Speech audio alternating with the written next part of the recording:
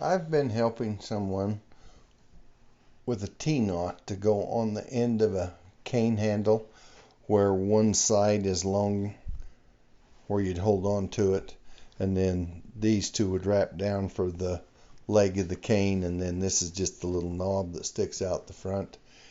And I drew these grid diagrams, and this is a 1, 2, 3, 4, 5, 6 bight knot on the top, and then it's got 2 bights here and 2 bights here, so it's 4 bights on the end. And this knot, here's the run list for it. So it is a 19-part 6-bight T-knot with a 9-part 4-bight bottom, and it's got an offset where the T isn't in the center. And you could do a screenshot right there of this and of the grid diagram, because it's easier for me. Now, some people will cut this out and wrap it around the T so they can just follow the lines, but as I tie it, I like to draw a line up and down, and that'd be half cycle 1. Half cycle 2 goes like this, comes down to 3, half cycle 3.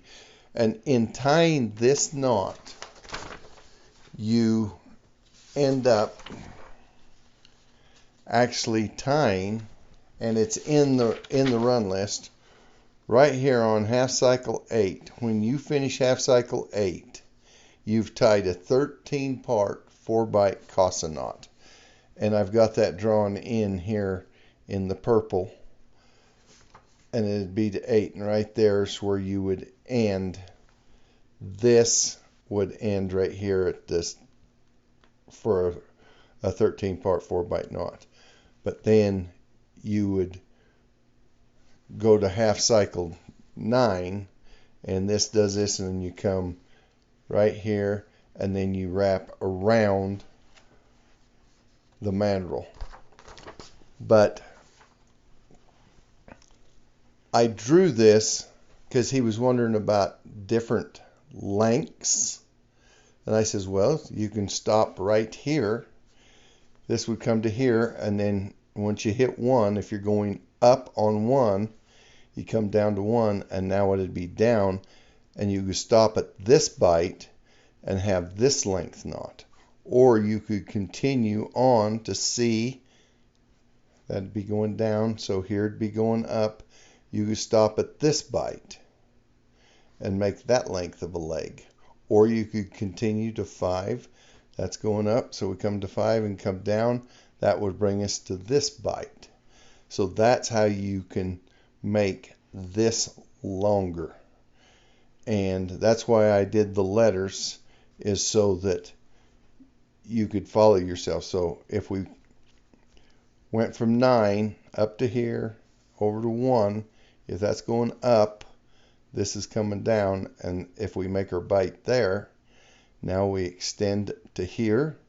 This would be B, so this was going up, so now this is going down, and it'd come to here, and this would be bight number 10, this would be bight number 11, and then you'd continue to A.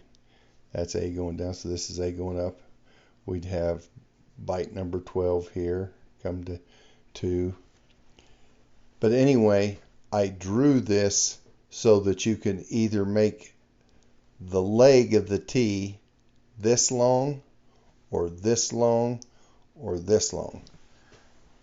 Then I thought, well, let's draw it out so we can make not only the T longer, the leg of the T longer.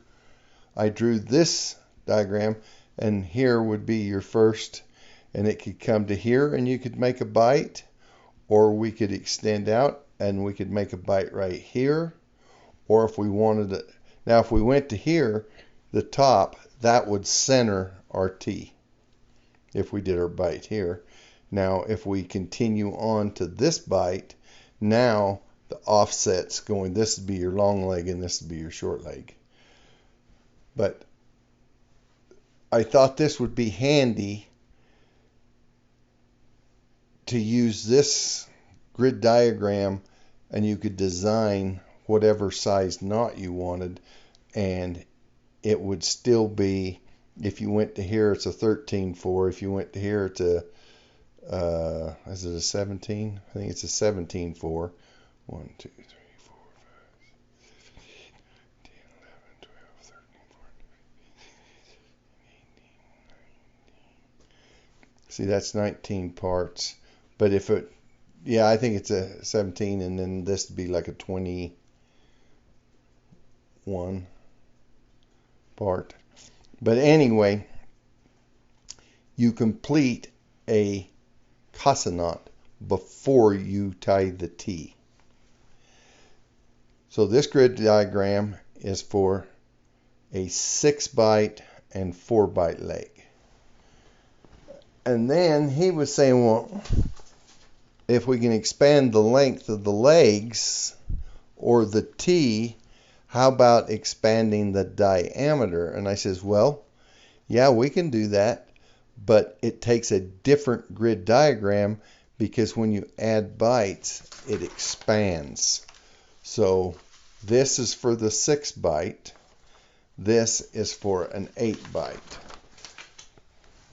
But it's still right here, when we come to right there, before we start our T, this would make a 6, 1, 2, 3, 4, 5, 6, 7, 8, 9, 10, 11, 12, 13, 14, 15, 16, 17, 18. This would make a 19-part 6-bight casa knot to right there. Then, and that would extend and finish your knot if you were going to have a casa knot. But then to do your T, you would do these moves here, and I just took it to right there. But you could do it any length leg you wanted to. Now, if you wanted to do so that this was centered, you could expand it to there. Or if you wanted to shorten it up to here, you could use the same grid diagram, and you still tie a knot and then do your T. But this would expand to here or to here, and you're tying a 6-bight casa knot before you add the leg, which makes it quite nice. It makes it a lot easier to tie. But I just wanted to show you that. And on this one, I showed this would be your half cycles. Goes from 1 to 2 to 3 to 4 to 5 to 6 to 7 to 8 to 9 to 10 to 11 to 12. And then on your 13th one, you'd start your leg. Now, if you expanded it to here, it'd go from 1 to 2. It'd go from there down to there and up to here, and then it'd come back to 3. If you were going to expand it to here, it'd go to there, down to here, up to here, down to here, up to there.